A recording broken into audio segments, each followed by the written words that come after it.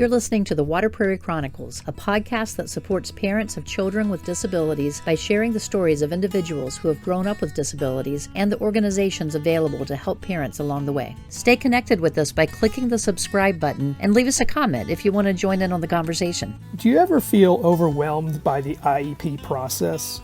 In today's episode, Nicole Schlechter talks with Tonya about parenting a child with a disability. She also talks about how to start advocating for your child at school. Nicole is the owner of the IEP Parent Academy, and she has some tips for parents as they begin to navigate the IEP process, as well as some additional information for those seasoned parents who may need some pointers on how to advocate more effectively at school. She also answered some of our listeners' specific questions about advocating for the child. And now, here's Tonya's interview with Nicole.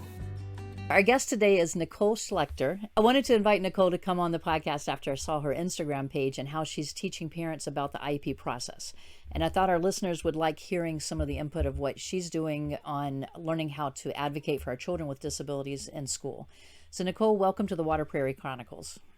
Yes, thank you so much for having me. I'm glad to be here. Sure. I've been excited about this one. I get excited about all of our episodes, but I've really been excited about this one. And I've been telling everyone that I talk to about meeting you and coming on. So.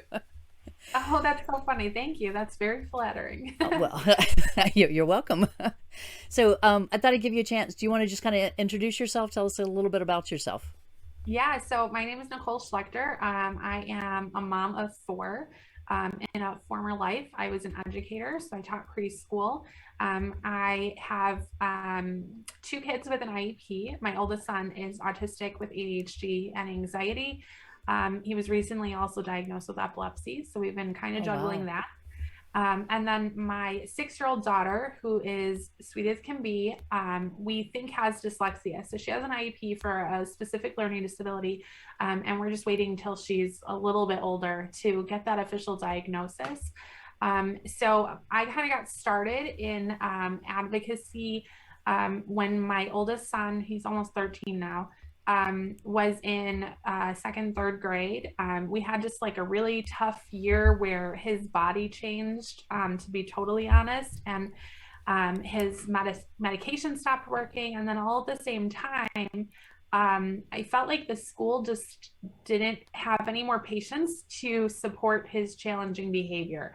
And at the time, we did not have a diagnosis because I was kind of always of the mind that like the label didn't really matter as long as he was going to get services. I have a kind of different perspective on that now that we have a diagnosis, because the school really did not believe that he was autistic. And they said that specifically to me in a meeting. We changed placement. I felt like I didn't have a choice. I was like backed into a corner, and I was a teacher. So like, I really felt like I understood special education. And also it's kind of always been a special interest to me. So I was always wanting to learn about it anyways. And I felt like if I felt overwhelmed and backed into a corner and bullied, that other parents were probably feeling like that even more so because they didn't understand special education the way that I did.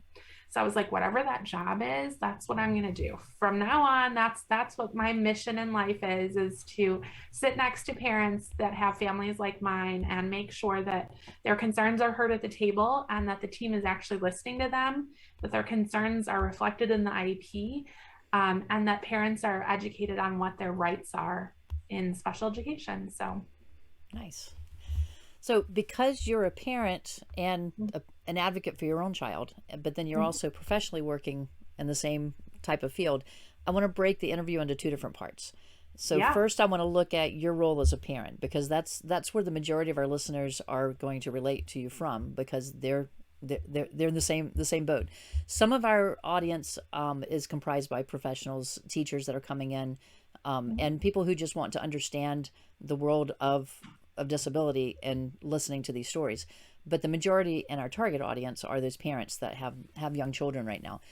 So in that situation, you mentioned some of this already, and I just wanted to dig a little bit deeper and just to clarify what we're saying here. What specific challenges? Now you have two children now that you're looking at for actual IEP issues, but what challenges? Let's start with your son, the 13-year-old son. What challenges does he have right now? So right now we're dealing with epilepsy, and so we've seen a lot of regression. Mason is like just brilliantly smart, just like he's such a cool kid, and he knows all kinds of. He has just so much like background knowledge about things that he's always really excelled academically, and I think that that's what's made it hard for educators to really see that he is disabled, because he appears to be a typical kid in so many ways. So epilepsy has been really hard. It's caused a lot of like academic regression for him. He's struggling with like processing speed and working memory right now. Even in conversation, it takes him a really long time to like express himself. So that's been really hard. And then as a result of being autistic during a pandemic, social skills have just taken a back seat. So he has only been in middle school during a pandemic with a mask on. So the mask before was there to help him stay safe, right? But now, even though he can take it off at school, he doesn't, because now it's a like almost like a comfort for him that he doesn't have to put himself out there socially. And he wants to be social, he wants friends, and he wants to do social things, and he feels really lonely, but he really struggles with the anxiety of, how to have a conversation, and when do you initiate a conversation, and how do you make a friend? What does it mean to have a friendship? So those are the kind of things that we're working on right now. Social skills have kind of taken a back seat for a couple of years, just because it's hard to be social during a pandemic with social Right. distancing and masks and things like remote learning. And I feel like that was kind of like a weight off his shoulders as far as school, which was great for him academically. He did so wonderfully during remote learning. But socially, it's really left him behind everybody else even further than he was before. And it's really heartbreaking as a parent to see your kid want to be social and dry their tears when they're crying because they go to school and nobody talks to them all day.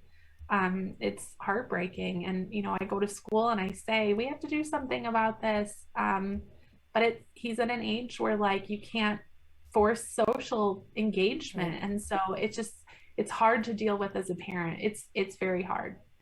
That's now having two children who are older now. Those were tough years.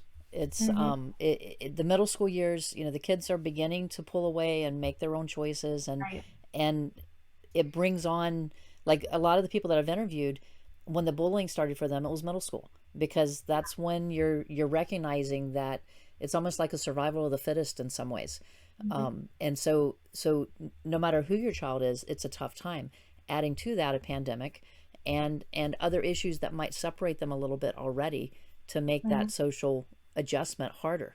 So I can understand that has to be a really tough one. And I can remember, my kids may not appreciate me saying this, but I can remember those tears. Yeah. Even in other situations for that, just it was that 13, 14 range, even actually 12 to 14 range, that was just socially a hard time. And And we had that conversation with him, my husband and I, like, you know, middle school was awful. Like yeah. it was not fun for any of us. But when you're the 13-year-old going through that, it's hard to think, oh, everybody else feels this Oh, way it too. isn't the same. For you, this No, is what you experience. it's hard to like, and also because he's autistic, it's really hard to see other people's perspectives. Right. So like that has also, that rigid thinking and being in your own world has really impacted him socially too. And then adding on this additional diagnosis of epilepsy, he's had two seizures at school during class. Oh no. One of them he had to leave in an ambulance. Like it's embarrassing, and it makes you feel even more isolated than you Right. already felt. So it's been a really tough year for him, but we've worked really hard. He was on swim team before too. And obviously we can't do swim team now anymore because of seizures.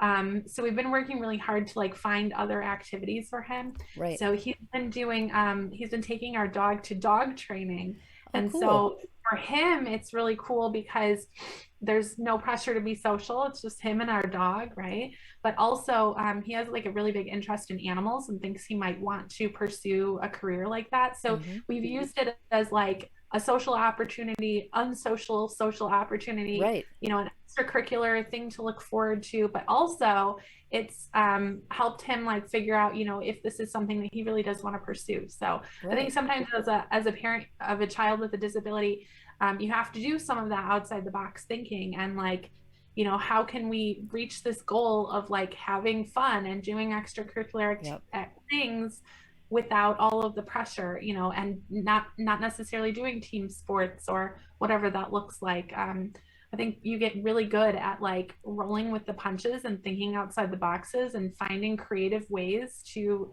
reach whatever goal you need at the time. So Are there now in middle school? It doesn't happen as often as high school, but is there a club or any type that has like your future kids that are going to go into animal care of some sort, or even in your community? yeah, so it's COVID, so there's nothing. There's True. no social groups. There's not a lot of clubs. The clubs that they have, like, put together at school are mostly sports clubs. There's really nothing Yeah. else that's going on. We did recently find like a social group for middle school boys. That's like an unsocial group. It's just them going to hang out, like no pressure. We're not teaching social skills, things like that. But so we've been once, so we're trialing that, but like, I with everything that's going on is like in his life, I just didn't. I'm trying really hard not to put pressure on being social if Right. that's not where he's comfortable right now. Like encourage him.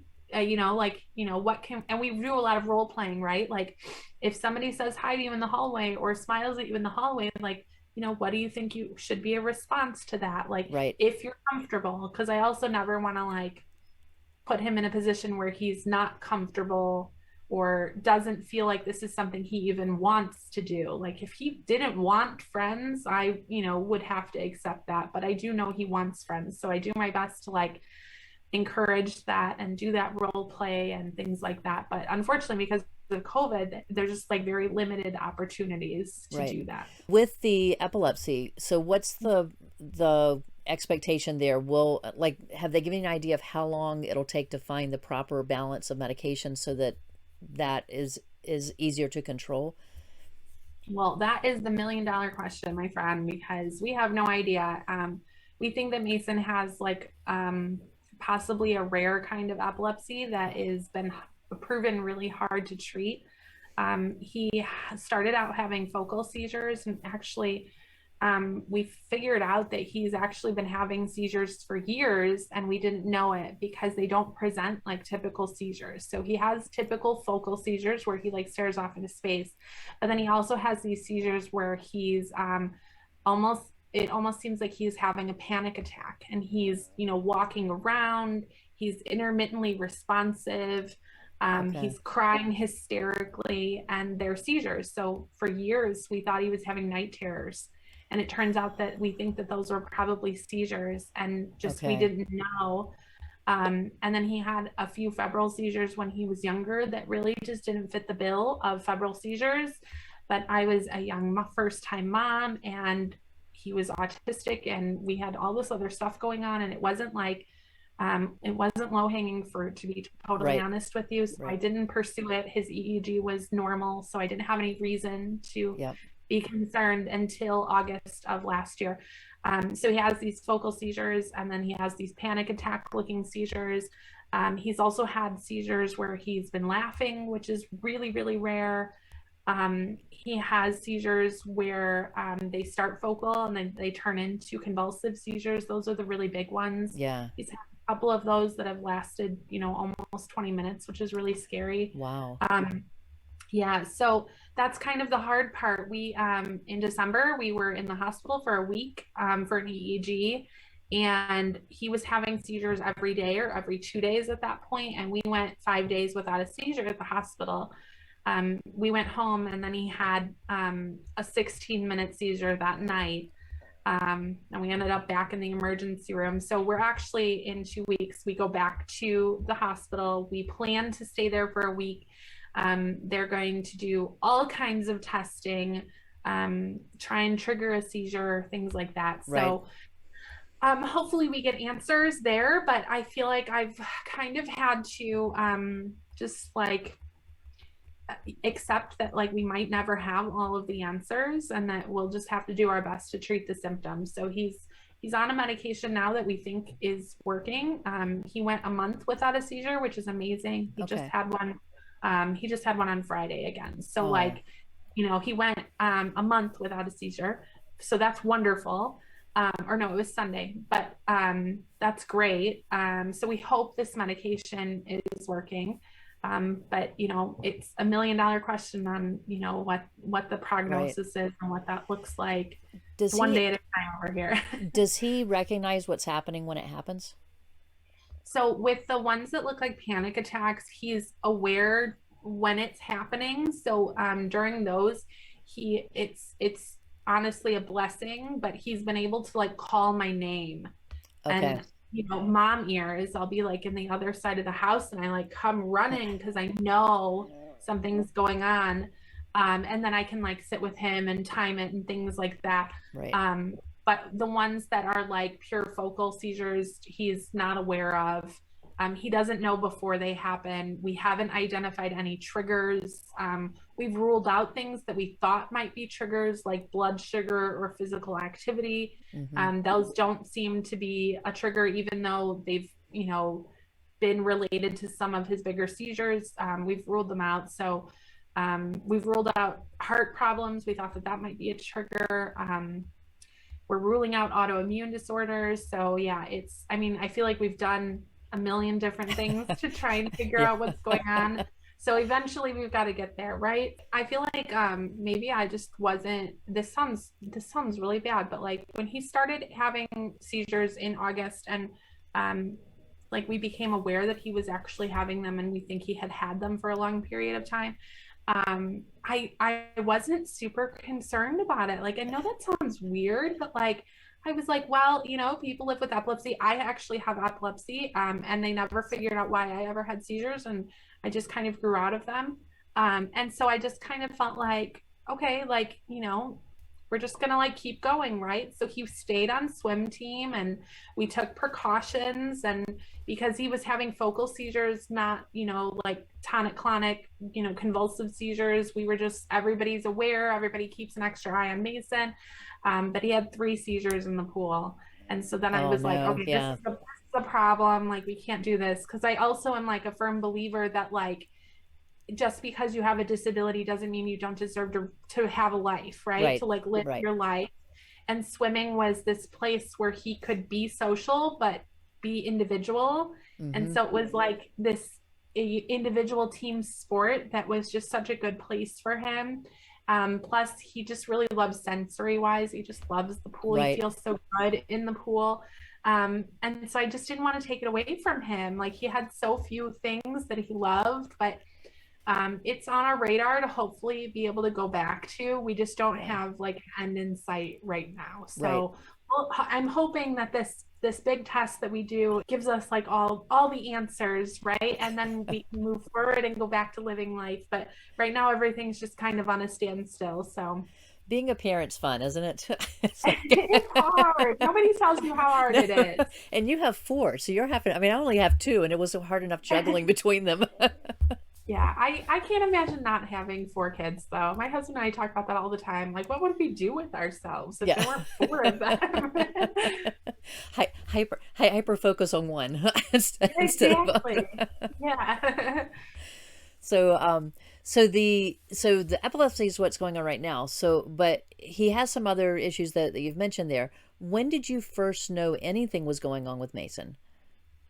He was 18 months old, and it was like, I don't know, like a light switch flipped on him. And he um he was always hyper, like always, but he like went from like being impulsive and hyper, which like impulsive and hyper at 18 months or a year old seems weird to say, but like he just always was. But he was my only baby, so like didn't know Right. anything different.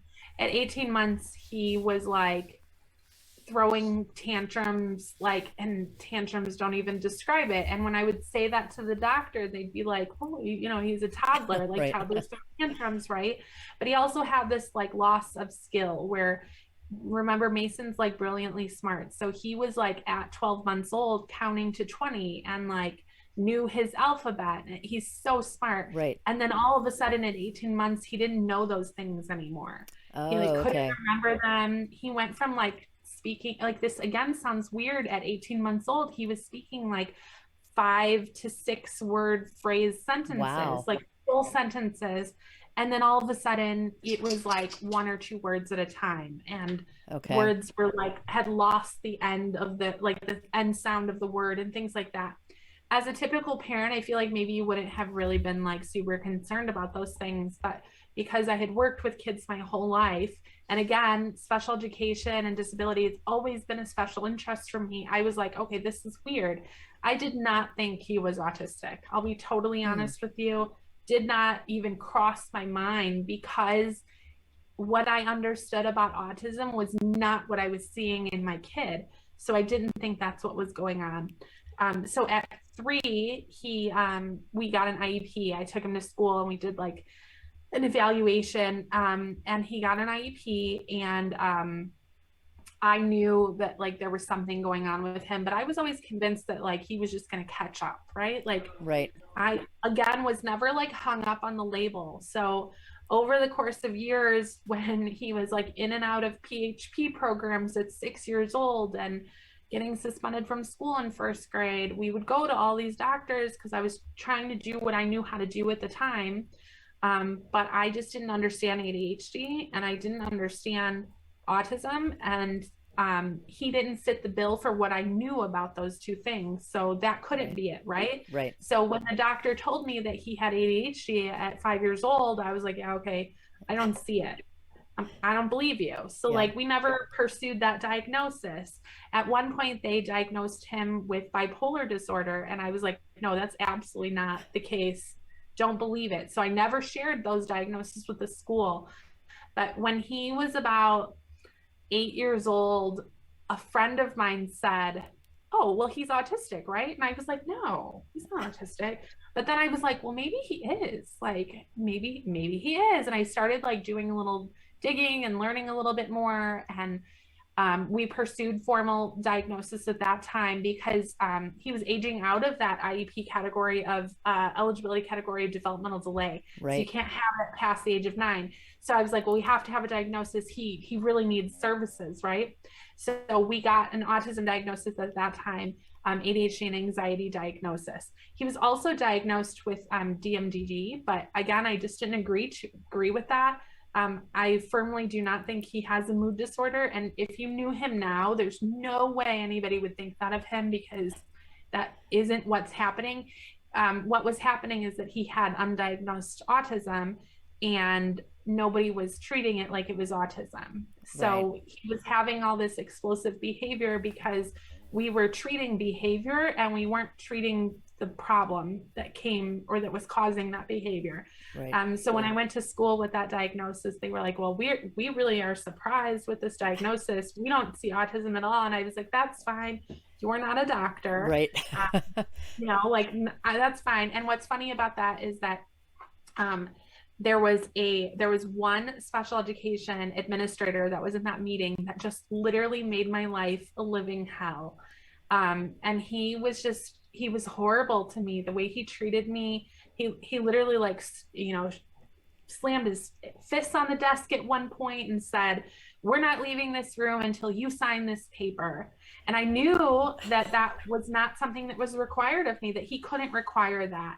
But he was just so mean and he was just such a bully. That's like the best way to describe him, is that he was just a bully. And I was at a part in my parenting where I just didn't understand Mason. And I also still felt like a lot of this behavior was my fault. Like, if I was a better parent, if I was harder on him, maybe I should be more strict. And, if I did a better job, he wouldn't have these problems, right? So, like, Right. I let that intimidate me a lot. And what's really funny is that years later, we had a reevaluation, and this administrator gets bumped up to the middle school. And I'm like, oh God, here we go again, right? However, they found him eligible under autism as the primary eligibility category. And so I was like, oh, isn't it funny that you didn't think he had autism 4 years ago? And now you think that's the primary reason for eligibility? And he was like silent, but I wasn't going to let it slide. Like, I'm a different parent now than I was then. So, Yeah. you know, Well, I think that's one of the things that as our kids grow, we're learning too. On mhm, and the advocacy skills hopefully are better by high school than they were when they were in preschool, as we absolutely. go through. But sadly, it'd be nice if we had those skills when they enter preschool to be able to Yeah, know. well, that's my hope, is that I love when I get to talk to parents and connect with parents who have really young kids, because I tell them, you're not supposed to know it all. You're supposed to trust that the school's going to do everything that they're supposed to do for your child, but Right, it doesn't happen. And so here's all the things that you need to know now rather than later, because I right. didn't know them. Like, had I known them in preschool, life would be so different, but I didn't know. And so I love talking to parents who have really young kids and are trying to do better than I did, because I was very complacent and I just trusted everybody, and everybody was so nice to me, because it wasn't like there was a whole lot of fighting, right? Like, until that thing happened in second and third grade, there was no fighting. I got along with everybody. Like, I knew their Hmm. kids' names, I knew what they were doing on the weekends. I was complacent, and I wished I hadn't have been. I wished that I knew what I know now, because things would be so different. Well, and that's I know when I interviewed my son, that was one of the things that he and I talked about. That by seventh grade, I had to agree with him when he came to me and said, "Will you back me up from here on?" Because Right. my thought always was, the school knows what they're doing. These are professionals. They know what they're doing, and there must Mm-hmm. be something that he's done that's aggravated that adult. And Mm-hmm. unfairly, for years, I made him be the one that had to meet the adult on the adult's terms, and that's Absolutely. unfair to a young child because the adult should be coming to them as well. Yep. And so I don't know how many times I made him apologize or do all these different things that were so unfair to him. But looking back I on it, they know. were. At the time, I didn't know. I'm still assuming that everything's fine. And it actually took the IEP team meeting that we went to in seventh grade for him, when I asked for executive functioning skills to be evaluated, and they did a behavioral analysis instead. And what they concluded was he didn't have behavior issues, and that was where it went. Never addressed executive functioning skills, which is what he needed at the time. So, Right. so and that was where the light bulb really went off for me. Was that no, they don't necessarily know what they're talking about, and I do know more than they do about what my son needs. But it took how many years? Right. Well, that light bulb moment for me was in third grade. They suspended Mason, and they were suspending him like every day for something. And I knew what they were doing, because they were trying to like force placement change. Um, and so I was doing everything that I could to prevent that from happening, because I didn't think that was in his best interest. But I remember sitting in a meeting for them, and them saying, well, we're going to suspend him because he did something like throw a pencil or something. And it wasn't anywhere near the severity of other things that he had done. Because, like, I don't want to sugarcoat that. I felt for those teachers, because he was a very challenging child at that point in time. I would never sugarcoat that. He is not without blame here, right? But I sat in a meeting and I said, okay, so we're going to suspend him again, and what will he learn from that? Well, he'll learn not to do it again. They said, but we just had a behavior intervention plan meeting to determine that he has a skill deficit, that he doesn't know how to behave a different way. So how is suspending him teaching Right. him to not do it again? And they said, well, he'll learn his lesson. And I said, but he has a skill deficit. It's not a performance deficit. He's not choosing that behavior. He doesn't have a way to behave in a different way. And they all stood there and looked at me silently, like, oh, okay. And like, it was one of those things where I was like processing the thoughts in my mind, because I was like, well, wait, that doesn't make sense. Like, why are we going to punish him for his disability? Like, I don't understand this. Yeah. And then all of a sudden they didn't understand either. And so I would say, okay, so like, does the behavior plan not work? oh, no, no, no, the behavior plan's great. And I was like, well, if the behavior plan works, then why do we need suspension? Right. Right? If the behavior plan is written effectively and it's working, why are we still seeing this behavior, and why do we need these kind of forced consequences? So it was like an eye-opening moment for me about how the school treated him, how they were focused just on that behavior, but also on how I treated that behavior too, because like you, I was, providing consequences and trying to be strict with Oh, him and firm with him. And I was battling him constantly because you're going to do things my way, right. because that's how you're supposed to parent, right? And then all of a sudden I was like, wait, I'm doing the same thing. I'm Yep. punishing him for something maybe he can't control.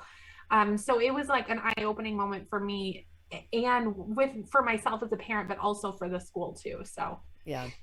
Yeah, and it's I'm sure a lot of our listeners are facing the same thing, and it's and that frustration. Unless you've been there, it's hard to understand that frustration, mhm. and even at yourself too, because you look back and it's like, well, I should have done all this differently. I appreciate you sharing that. I know, and I know every story is different. I mean, you have four. Every single child is different in what they need, and some have official IEPs where they have accommodations that are there. Some don't have the IEP, but they still need some type of accommodation. And as parents, that's kind of what our role is to help support them in the matter that they need. But Mason's story is an interesting one. You really have had a lot with your first teaching you a lot of skills Yes, right, like he as a broke me parent, in, yeah, for sure. right? Well, I'm hoping some of this. Maybe it's, I mean, middle school, you have a lot of growth happening then, so maybe some of this with epilepsy too will resolve with some of the growth that he's going to be going through now.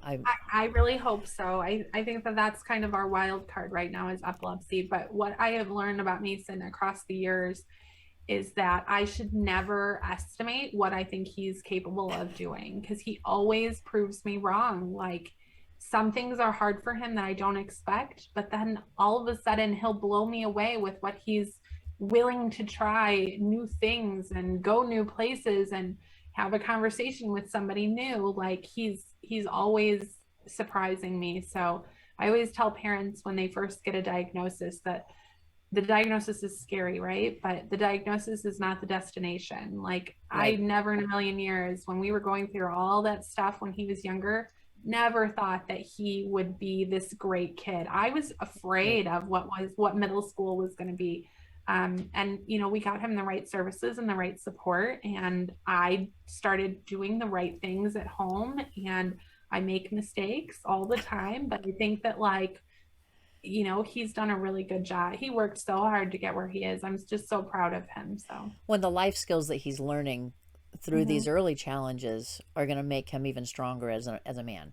I Yep, mean, absolutely. I'm convinced that all of our kids that have these different challenges that they have at such young ages, they find a strength through that Hmm. to who they become later. And I think they're going to make a big impact on the world because of it.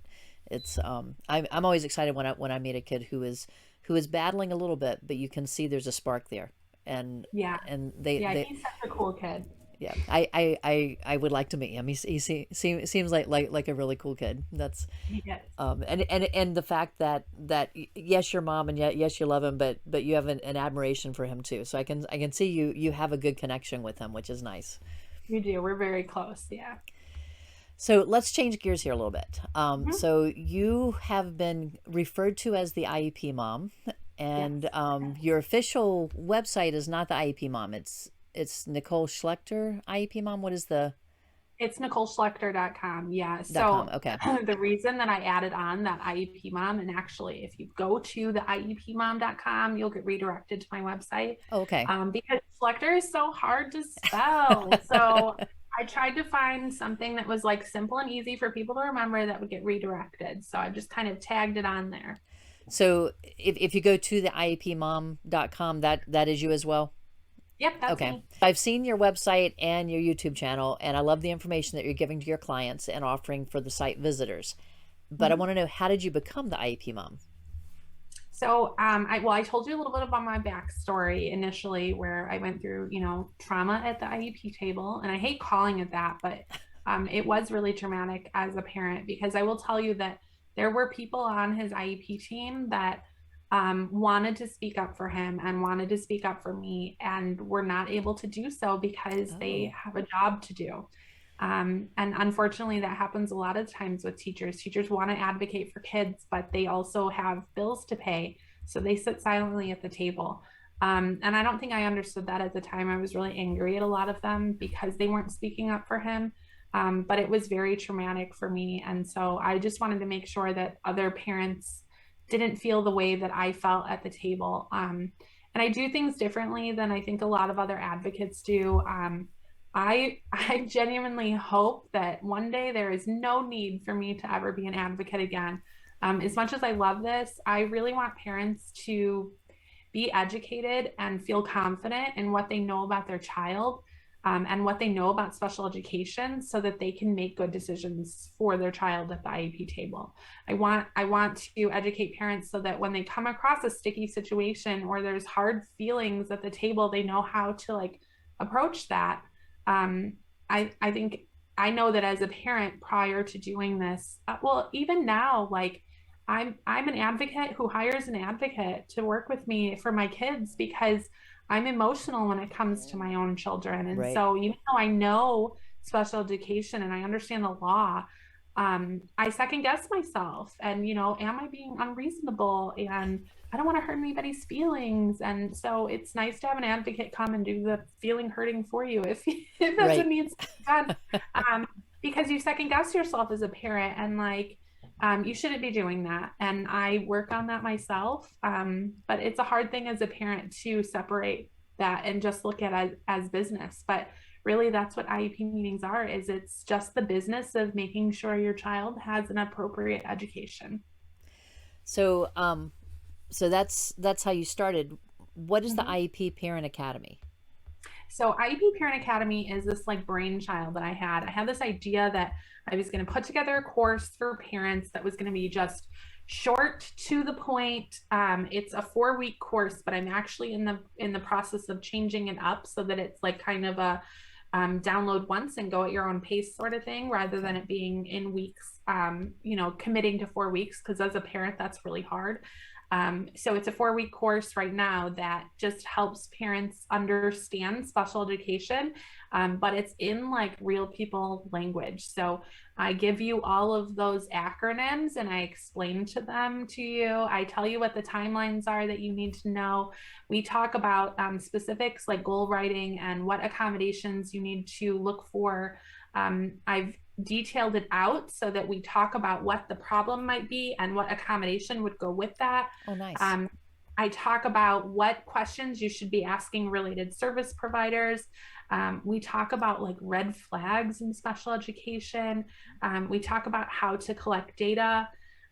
We talk about like dispute resolution, but when you look up dispute resolution in your procedural safeguards, it's super confusing, right? So we talk Yeah. about how to diffuse angry IEP meetings and follow your procedural safeguards in like real people language, because I understand special education and I know what an eligibility category is, or an ARD meeting or a domain meeting. I know what all of those things are, but a typical parent is not going to know those things. And so I just break it all down for them, so that everybody kind of understands. Previously, IEP Parent Academy also included 4 hours of group coaching. So there is a Facebook group, and I went live and answered all these questions. I'm playing around with what that's going to look like in the future. It will still include some sort of group coaching. I just don't know how to make that work when it's not a 4-week course. So stay Right. tuned. It's coming. I'm figuring that part of it out. But yeah, that's the gist of IEP Parent Academy. It's just a place to go to learn about special education, in not confusing words. And how so, often do you offer that? so I offered it 3 times last year. It sold out every single time. And my goal is to open it up the last week of April again this year. So Okay. if So you this guys, is airing on yeah. April 1st. So Mhm. if you're listening to this when it first airs, you have time to sign up. Yeah, Um, there's a waiting list on the website, and you can go ahead and snag your spot on the waiting list because people on the waiting list will be the first ones notified. I usually okay, open it up for just 20 people at a time. And like I said, it has sold out every time. The last time that I ran it, it actually sold out in just a week.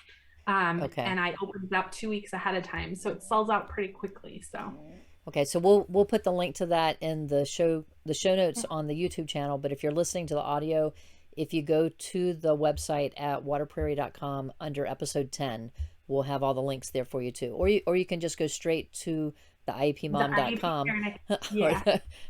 Yeah, or you can go to the IEPParentAcademy.com and it's Okay, on there. so we have lots of ways to get there. You Yeah. just need to find it. Yep. Right. So we have the IEP Parent Academy. What other types of services do you offer? Yeah, so up on my website, there's a couple digital downloads that are really helpful. There's an IEP binder organizer that includes a video of like how to use it. It is editable so that you can use it on your computer if you're a tech person, which Okay. I am not. Or you can print it out and add it to a binder, and I kind of go through how to organize it and things like that. But that binder organizer is more than just an organizer. It includes, like different ways to separate and keep your files organized, obviously, but it also has a lot of like prompts and questions you should be asking as a Okay. parent. Like, these are what my goals are, here's what my concerns are. It helps you keep track of like calendar dates and things like that. The best part about it is because I really love talking about behavior and I'm a behavior mom, I added in there a couple pages for parents to use as behavior communication logs. And so those are just ways for you to document what happened. So when your school calls you and they're like, hey, you've got to come pick up Joey because Joey threw a pencil across the room, and they tell you what happened, I promise you, they're most likely telling you about throwing the pencil, right? About what Joey did. But they're not telling you what the antecedent is, what the environment is, who else was involved, what the task was in the classroom, what the expectation was. So that behavior communication log helps you ask the right questions so that you have documentation of it. And then just like a little pointer here, if you're going to collect data or document something in your own notes, put it in an email and send it back to the school and just say, per our conversation, here's what I understood, so that there's documentation on both sides. It is much better to have way too much documentation than to regret not having it when you need it down the road. So Good advice. I learned that along the way myself, and would follow up everything with copies of it, just so that I knew we're always on the same page. yeah.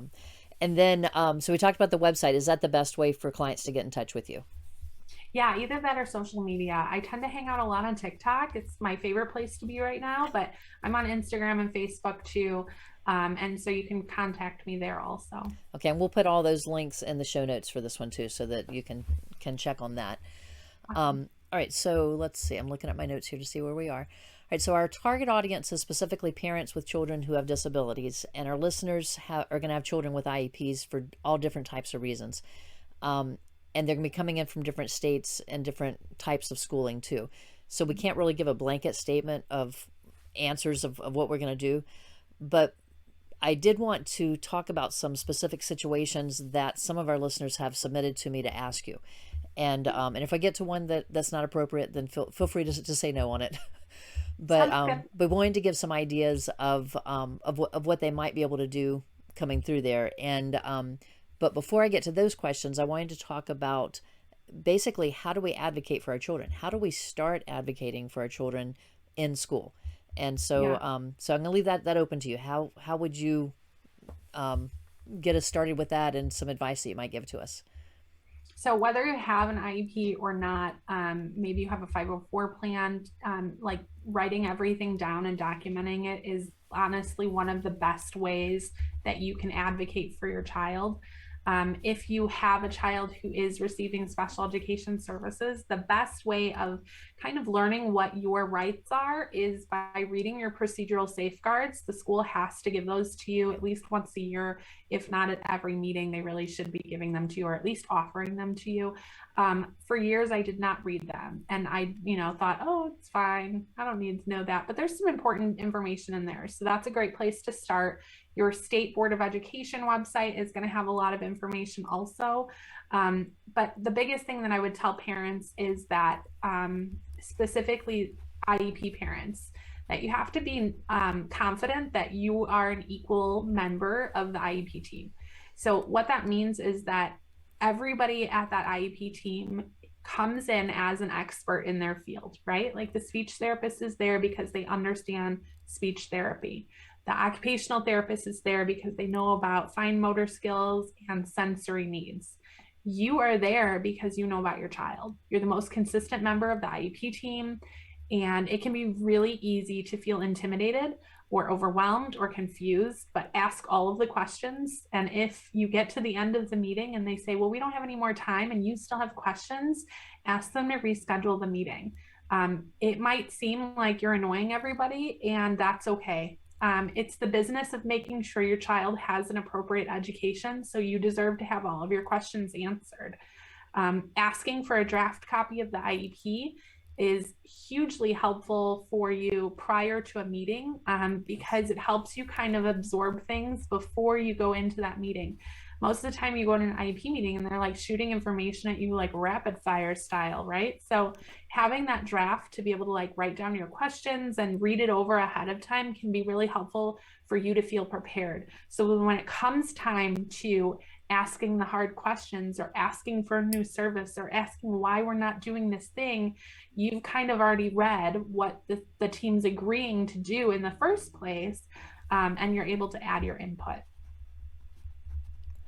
On the draft copy, I near the end of my son's high school, I was told that they're not supposed to have a draft ahead of time, that it has to be written during the meeting. Yeah, so this is kind of like a hot topic in special education. It is not federal law that they have to provide you a draft copy. In certain states, like I'm in Illinois, it's actually the law that they have to provide you draft copies of all documents that will be discussed 3 days prior to the meeting. So there are other states like that. So again, check your state to see Right. what the regulations are there. Schools are sometimes afraid of providing a draft copy because it is supposed to be implemented or written by the entire team, which includes the parents. Right. So by writing the draft copy ahead of time, they say that that would be considered what's called predetermination. So they're predetermining what is going to be in the IEP by providing you the draft copy. Some states are like really big sticklers about that. They're absolutely not going to provide you a draft copy. So I always tell those states that if you're not going to provide me a draft copy, and you're not going to give me ample opportunity to provide meaningful participation, because that's also your right by federal law. You're allowed meaningful participation. And in order for me to be a meaningful participant, I have to read everything ahead of time because I can't absorb everything at the meeting. So that's what I always tell people. If you're not going to provide me the draft copy and allow me an opportunity to provide meaningful participation, then we will just sit in the meeting while you write the IEP. I will take it home, and then we're going to have another meeting because Okay. I'm not going to be put on the spot. You know, it's even as an advocate, I understand special education, so I can read through an IEP pretty quickly and figure out like what needs to change and things like that. But as an advocate, I want to make sure that the parent understands too. So even as an advocate, I tell the team, if you're not going to give us a draft copy, you should be prepared that we're going to have a really long meeting or we're going to have to reschedule, because really that is best practice. If we want parents to be equal IEP team members, they deserve the same information that everybody else has, because they might tell you that they're not writing IEPs prior to the meeting, but They are. there's not enough time in the day for a teacher to get all of that figured out in their head. They're in the meeting. And honestly, do we really want them to like hurry up and rush through writing Right. IEP goals in the moment? No, we want them to take their time. So it is kind of a hot topic for some states, but again, that's where you have to just be really confident in that, like, this is what I need in order to provide my meaningful participation. If they can't provide a draft copy, if they're in a state like mine, would it be appropriate to ask for the notes that are going to be used or for their recommendations beforehand? So sometimes states will do that. And just so that you know, it is actually not a law unless things have changed, it's not a law in any state that I know of that they cannot provide you a draft copy. So Okay. if they're telling you that, it's probably because that's the way that they do things. Okay. It's not necessarily a policy, and like, again, unless things have changed, it is definitely not a law in any state. Um, but if there, some states or some schools, what they'll do is they'll provide you an agenda. So that's another thing that you can ask for. Okay. Can you provide me an agenda of what will be discussed? Can you provide me draft copies of just IEP goals? I've gotten that sometimes. At the very least, what I like to see is IEP goals and present levels of performance. I like to see what data has been collected over the last year of what that child has accomplished, like where they're at, because those present levels of performance is what, fuels those IEP goals and identifies where we need to go next with those goals. So I like to see that, so at least I can absorb that information. And honestly, that's kind of one of the hardest things emotionally as a parent, is to hear those struggles that your child's having, even though they're supposed to be written in a positive, strength-based way. We're parents and we're not still stupid, so we can read between the lines, Yeah. right? We still see all the things that our kid can't do, and that's a hard part. So being able to absorb that, not in the moment at the meeting, I think is helpful for parents. That's some great advice there, with it. And I know when we go into the questions that were submitted, we're going to hit on some of this again. Okay. But I think that's great. Now, you had mentioned to me about the IEP Parent Guide. And Mm-hmm. so for those of you listening, Nicole's agreed to give us a free copy of an IEP Parent Guide, and Yeah. we're going to link that in the show notes as well. So what's in the guide? What can they find there? So one of the biggest things that I heard from parents when I was asking, like, what kind of resources do you need, was we don't know what to ask. Like, parents know what the problem is, right? They see the problem, but how do they know what to ask for? So I put together the IEP Parent Guide, and that is just a questionnaire of sorts, or like a checklist of questions that you can ask when you're reviewing the IEP, but also ask your IEP team, so that you better understand what's in the IEP, why it's in there, how services are being provided, and what your child might need. It just is a really simple tool for parents to better understand what decisions are being decided for their child. I think it's great, and it's a good starting point too, even for those who may be considering taking the IEP Parent Academy, to get an idea of how you're approaching things, to Yeah. kind of see the process there. Okay, Mhm. so you ready for some questions that we have? I think there were 10 or 11 on this list. Okay, sounds good. All right, so the first one was a pretty basic question here. What's the main difference between asking for an IEP over a 504 plan? So what I always tell parents, just basics, IEP is going to be, well, let me start with the 504. The 504 plan is going to be just accommodations. So 504 plan is good for somebody who does not have a skill deficit, that knows how to utilize accommodations. Maybe they have a medical reason that they need some accommodations too. So kids who have food allergies or just have epilepsy, without any kind of skill deficit or cognitive disability along with that, a 504 plan is going to be good for that. An Okay. IEP is good for students who have some need for specifically designed instruction. So you're going to get all those accommodations that you get in the 504 plan, but in addition to that, you're going to get related services. You're going to have IEP goals. There will be goal tracking and data collection. None of that happens in the 504.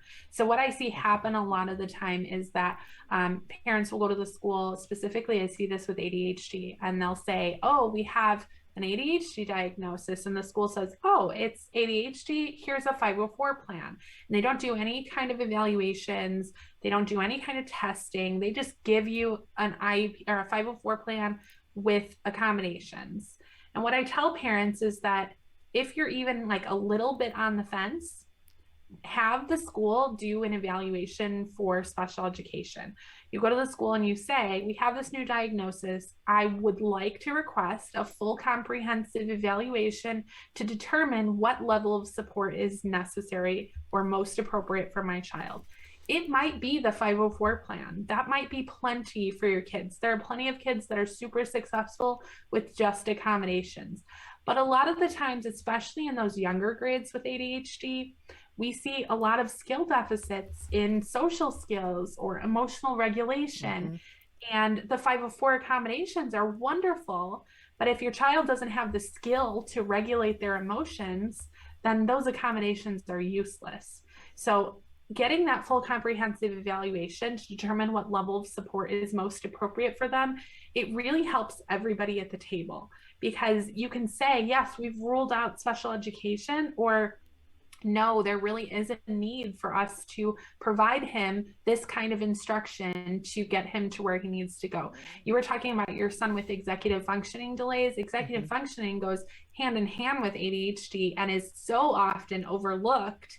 That's another thing that, would be very easy to provide accommodations for. But if they don't have the skill to keep an organized binder, or they don't have the skill to complete a task and turn in assignments on time, they don't have the skill to plan and organize that thought process in their head to write a paper, those accommodations are useless. Graphic organizer is completely useless for a kid who lacks the ability to plan and organize their thoughts to put them on paper. So it's kind of making sure that you have whatever is appropriate for your child. Okay, so then, and I thought this was actually a good question. What should a parent include in their parent statement on an IEP, and how long should it be? So I always tell parents that you should shoot for less than a page, but I'm a talker. So mine is sometimes longer than that. And sometimes they're longer than that because there's just a lot of things going on, or you have a lot of concerns. I tell parents it doesn't have to be anything fancy. You don't even have to use complete sentences. Bullet pointing everything is fine. Okay. But you want to include strengths for your child, what your concerns are, what your goals are for them. And for goals, you want to include short-term and long-term goals. Knowing what your expectations are even after high school or what your goals for them or what their goals are even after high school can help. We can set the groundwork for that in IEP goals, or in supports and accommodations that we're providing them. So those short-term and long-term goals. But I also tell parents specifically for kids who are struggling with behavior, or maybe struggling with perception, taking other people's perspectives, or rigid thinking, flexible thinking, those sort of things. You typically know how to manage when things get hard, right? Like, how to respond to your child if they're having a hard time with their behavior, or with their expectations, or with how they're managing, a frustrating moment. So I tell parents that in those cases, including in there what it looks like when they start to be triggered, or prior to that, what kind of body language they have, those kind of things are important. But also, what do you do when things get hard? When things get hard for my kid, I give him space. I try not to talk to him too much. I don't ask him too many questions, and I let him work through it. At school, before, they were putting him in a room, 3 people in the room, asking him lots of questions, offering him fidgets and calm down tools, and using first then strategies, and all of those are fine. But once he is in a meltdown, we are in the red zone, and we are too far upstream to be able to work anything out in that moment. He can't rationalize with us. So you have that kind of information that the school might not have. And so those are important things to kind of share, but it doesn't have to be anything fancy. Making sure that you have your concerns written down and your goals written down is really the most important thing, because once you put a concern into writing and you ask them to add it to the IEP, it becomes kind of like an agenda item for the IEP, and they have to discuss it at the meeting. This next one says, let's see. All right. So this one's saying, my child's writing goals are the same every time I have an IEP meeting. Are there no specific times the skills are being worked on? Oh, and there are no specific times the skills are being worked on. How will he ever reach the goals, and why are they on the IEP if no one's working with them on the goals? Any idea on that? All goals should have somebody working on them. So each goal will have like a facilitator. It's called different things in different IEPs, but they'll have somebody who's basically in charge of making sure that that goal is met. Depending on what kind of writing goal it is, it could be the special education teacher, it might be the speech teacher, it might be the occupational therapist. So first look and see who that person is. Then you're going to head to your related service minutes and see how many minutes are written in your IEP, and then ask, how are those minutes being served?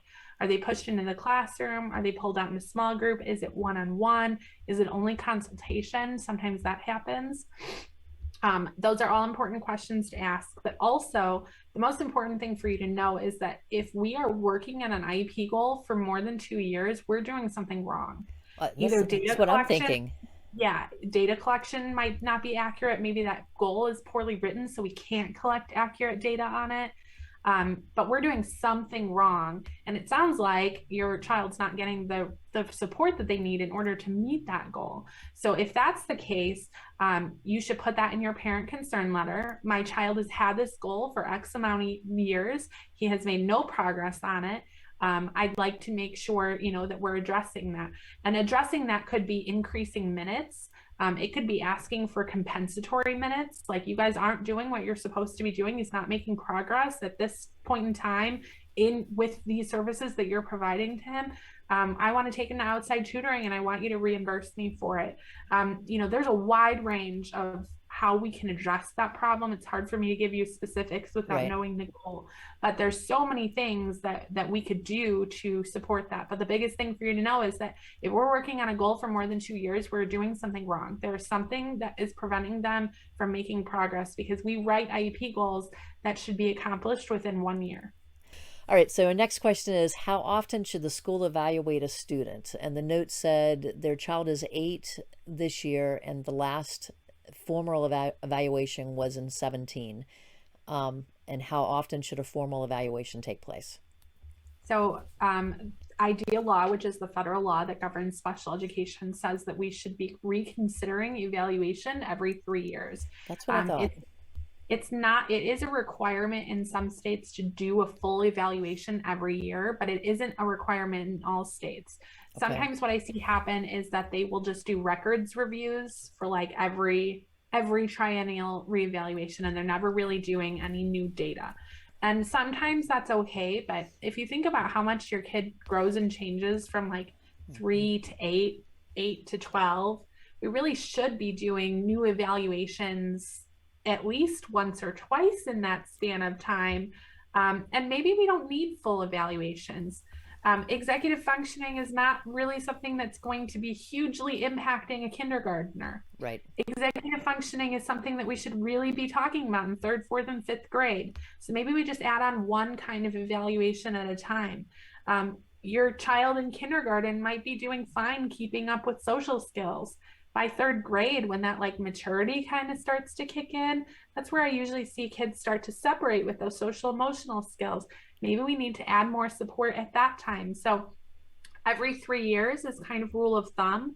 However, you can do them more often than that. My son had a full evaluation last year, but because of everything that he's going through this year, we're in the middle of another evaluation this year because we have new concerns. You have new concerns, right? So if there's new concerns, lack of progress on IEP goals, new things happening in the class, any new diagnosis, anything like that, there's reason to ask for another evaluation. I'm looking at the dates on this particular question. I know the child has autism, and so they're 8 now. They were 3 when they did the formal evaluation, and there's never been another one done. Yeah, there really should be. I mean, think about what a 3-year-old needs as compared to an 8-year-old. That's what I'm thinking. So at 8, they're getting into those. That's probably third grade by now. Yep. Yep. At least second. Yeah. So they are looking at the social sides and all too. So all right. So I'm hoping this parent's listening, because I don't have names for who submitted these or what state they're coming in from unless they mentioned it. Right. But at least we can try to get it out. All right. So and also thinking about that age, and then thinking about like different kinds of traits for kids who are autistic.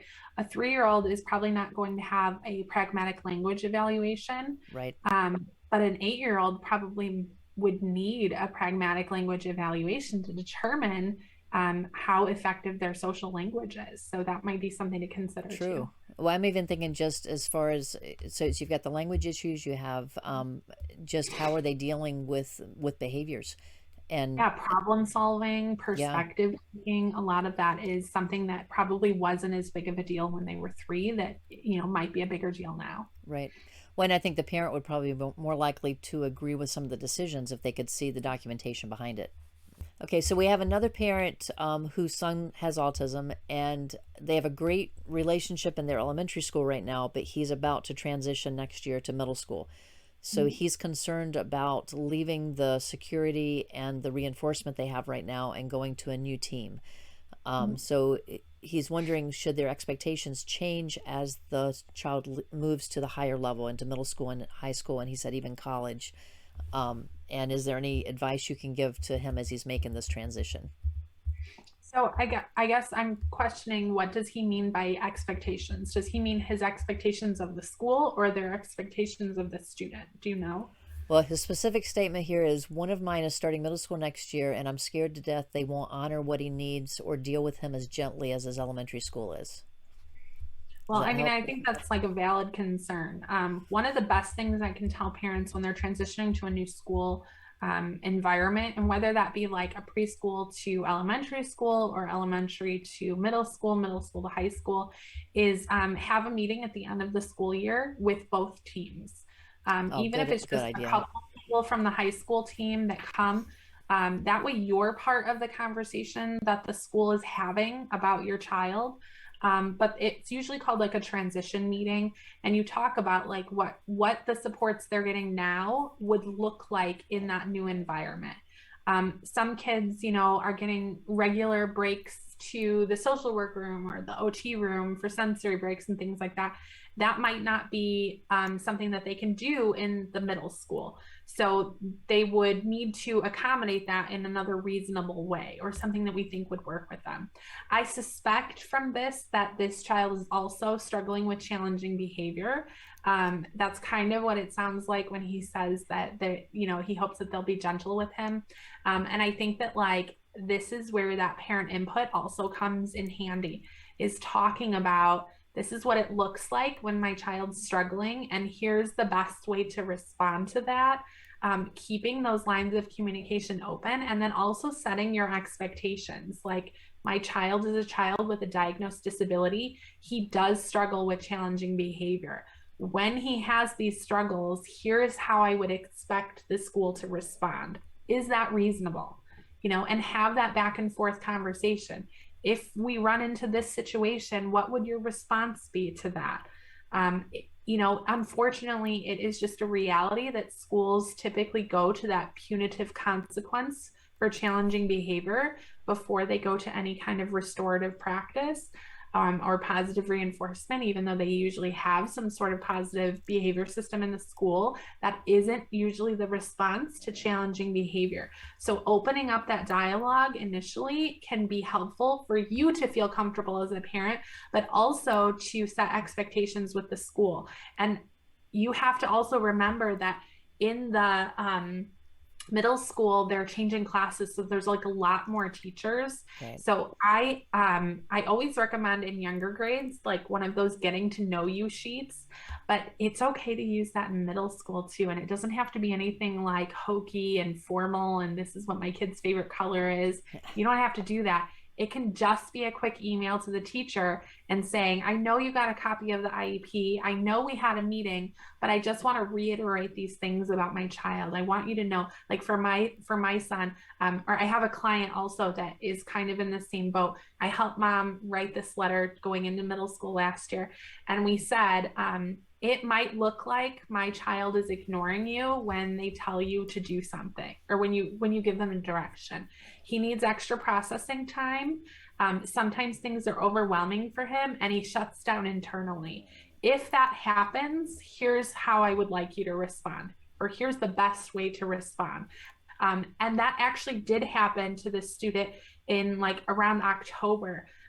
He was struggling with a writing task, getting his thoughts down on paper. The teacher gave him some redirections and he just sat there silently with his hood up, arms crossed. It totally looked like he was being disrespectful, right? But the teacher said to the mom, you gave me all of the tips to look for. So I knew that he was, overwhelmed. So I wrote him a post-it and said, don't worry about it now. Let's talk after class. And the student did. He came back into the class and said, I don't understand this. And he was like all gruff and angry, but the teacher knew that like he wasn't trying to be disrespectful. He was overwhelmed in the moment. So it can be really helpful to just kind of lay out all of those concerns.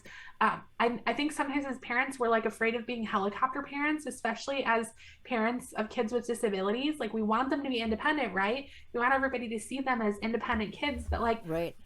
sometimes we need people to see them the way that we see them, and you're the best way to communicate that. So That actually reminds me, when my daughter was in high school, her freshman year in high school, her um, team leader pulled her aside and told her that she'd like for her to be the one to start writing those notes instead of me, because I had mhm. always done that a year ahead to whoever the teachers were my kids had through the years. And so instead of writing it, because Emily couldn't bring herself to do that, or talking to the teacher, she made a video, and Oh, she just told all about who she was and what her strengths were, what she struggled with, and that stayed on YouTube for the next 3 years for each teacher to see as she went oh, on. that's good. But from her Yeah, point of view, it was well done. And that's it what was worked really for hard her. for her to do, but they sat and worked for several sessions and got her outline together so she knew what she was going to do. And I think she was out in the backyard when she went through it. But it was a way for her to speak up and to say this is who I am. Well, and So. self-advocacy is a really important life skill. So, teaching our kids to communicate what accommodations they need or Mhm. what they need is a really, really important life skill for them. Well, and this is having two in college right now. This the to this parent who was asking about the different transitions. I was glad that he included the transition to college, because that's a different one. Because Hmm. at that point, we as parents are no longer part of that conversation unless the Yep. child brings us in. My Yep. daughter no longer has me in her meetings. She did her freshman year. My Mhm. son still, he'll kind of powwow with me ahead of time, and then he sends me a copy of the notes afterwards. So he Mhm. wants them to be aware of what's happening and give input if I see anything. But he's doing the meetings himself now too. But Yeah. those are big steps, because they're going to go on from college to a workplace, Yeah. and mom can't go with them to work and Yeah. Right. explain, Yep. so it is a learning process, and this is a fun age now to see that all those years of me going in and fighting, they're now learning to gently, hopefully is how they're doing it, Right. to advocate for themselves. Absolutely. And they both are learning this year too that sometimes they should have advocated when they didn't, and they're facing the fallout and grades from that. So Yeah. It's all a learning process. Awesome. so this one says, if you think your child needs more support, what evidence do you need to bring, and do you need to have a paid advocate with you to go into that meeting? So it just depends on what you're asking for. If you are asking for anything, you should be bringing data to support that. Data is king in special education. And if you do not have data, we do not make decisions based off, or we should not be making decisions based off of subjective observation or opinion. So just you feeling like your child needs something is probably not going to be enough for the team to like listen to you, even if your feeling's right. So showing up with data is really important. So a lot of times parents will ask me, where do I get that data from? So data collection can be, um, you can get that from report cards, and not just like grades on the report card, but it can also be teacher notes are really important sometimes. Classroom assessments like iReady or MAP scores, any kind of thing that the school is doing, that can be important. You can look for patterns too. So like, in third grade, they made this much progress, but then they had a regression at the end of the year and they, slowed down in their percentage growth or whatever that is. And that's happening again now in third grade. So, like, you see a pattern of, yes, they make a little bit of progress, but then they slow down and they don't make sufficient progress. So, look for those kind of patterns. Okay. Um, Daily behavior sheets are great. Daily communication logs are great. Teacher emails, those are great. Remember, we've talked a lot about like documenting your conversations with the school back in an email to them. So, like, those kind of things are great ways to collect data. IEP meeting notes. There's so many different ways that you can collect data. I had somebody comment on one of my TikToks earlier talking about school refusal. And that's like a really hard one because the school's not at home, right? But a lot of the times those school refusals are surrounding something that's happening at school. So that's an opportunity for you to collect data on what was happening the day before, what was happening the morning of, what the expectations are the day before or the day of, those sort of things, to see if there's some sort of pattern and communicating that back to school so that they know. Right. But parents have ways of collecting data. You know, how long is homework time taking? What kind of notes are they getting in their homework? My 6-year-old recently came home with multiple weeks of empty packets of paper that are all marked -5 on them. And that prompted me to say, like, hey, like, is she not participating in class?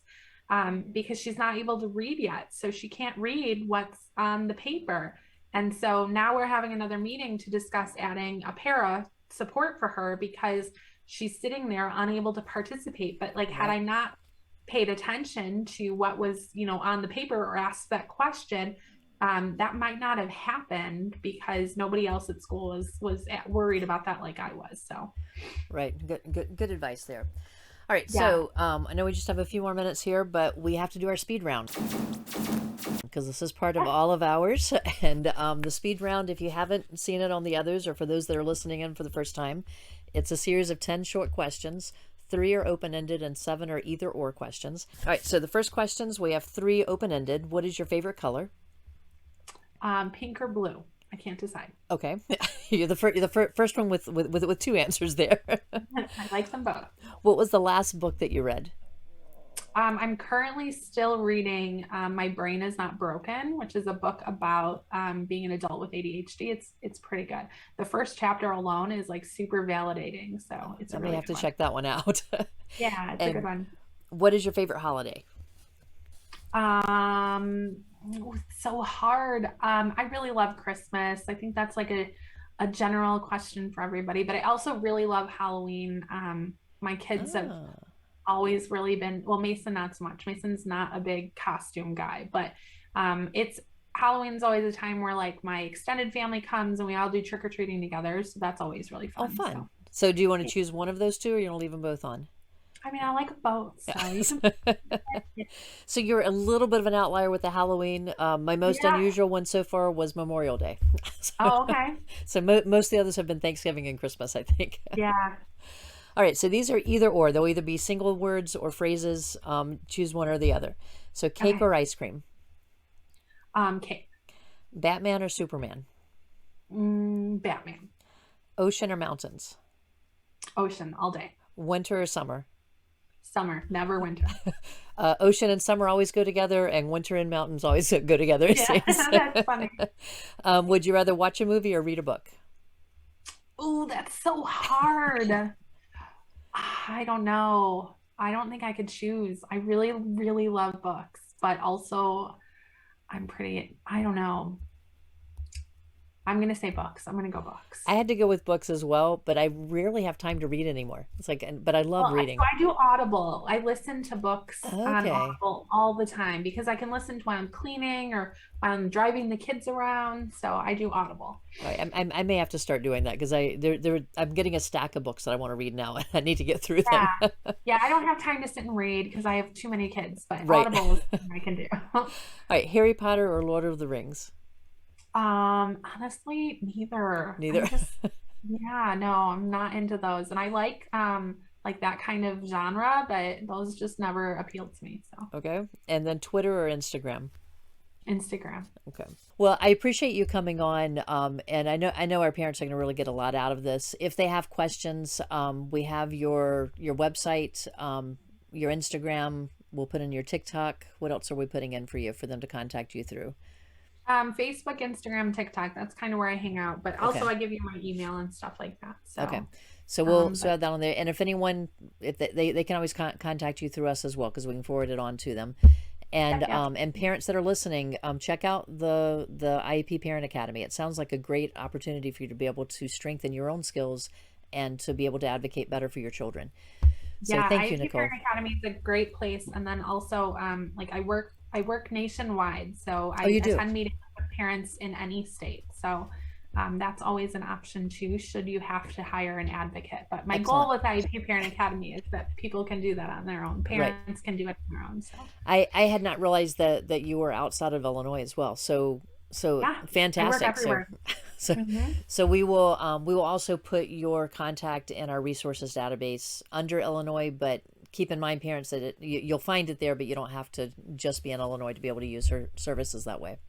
Yep, Well, I work everywhere. well, thank you very much. I've enjoyed talking to you and getting some great information. I wish I had years ago, but Yes, absolutely. if we I'm were able to happy to pass it on share. to somebody else, even better, right? Yes, absolutely. Well, thank you so much for having me. That was some great information from Nicole. We really appreciate her taking the time to answer some of our listeners' questions about advocating for their children. Next week, we'll be talking with Justin Husek about how autism has impacted his life and how he mentors others who have autism through his business, ASD with Me. You've been listening to the Water Prairie Chronicles. Any resources mentioned during this episode will be posted in the description. If you're interested in joining us as a guest, contact us through the links in the description below. Be sure to subscribe and share it with your friends. We appreciate your support as we build this resource. Thanks for joining us, and we'll see you next week for a new episode.